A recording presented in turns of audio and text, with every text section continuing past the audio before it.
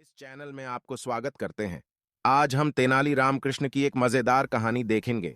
एक दिन राजा कृष्णदेव राय के दरबार में इस बात पर गर्मागर्म बहस हो रही थी कि मनुष्य का स्वभाव बदला जा सकता है या नहीं। कुछ लोगों का कहना था कि मनुष्य का स्वभाव बदला जा सकता है। कुछ लोगों का विचार था कि ऐसा नहीं हो सकता, जैसे कुत्ते की दुम कभी सीधी नहीं हो सकती।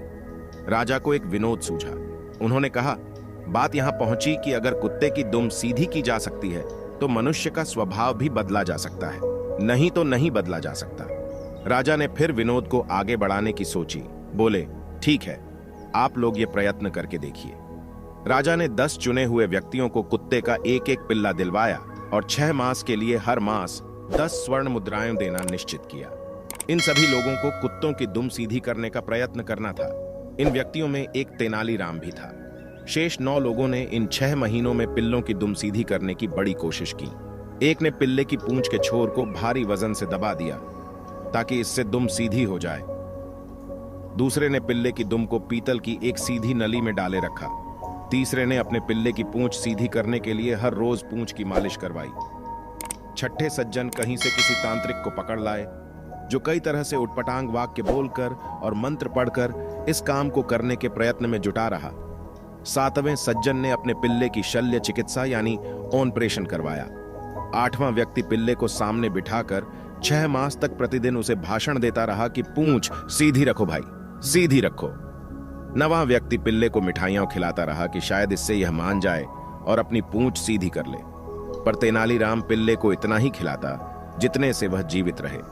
उसकी पूंछ भी बेजान सी लटक गई, जो देखने में सीधी ही जान पड़ती थी। 6 मास बीत जाने पर राजा ने 10 पिल्लों को दरबार में उपस्थित करने का आदेश दिया।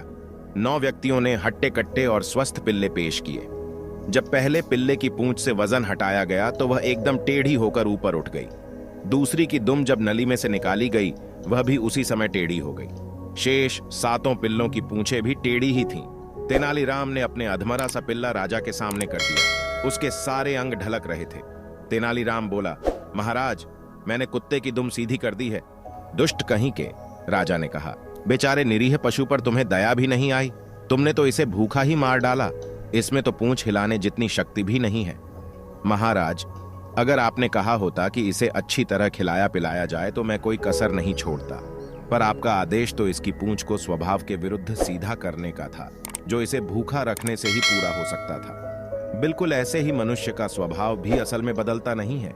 हाँ, आप उसे काल कोठरी में बंद करके उसे भूखा रखकर उसका स्वभाव मुर्दा बना सकते हैं। ऐसी ही इंटरेस्टिंग वीडियो देखने के लिए इस चैनल को सब्सक्राइब करें, लाइक करें, शेयर करें और कमेंट करना मत भूलिए। इस वीडियो को पूरा देखने के लिए धन्यवाद।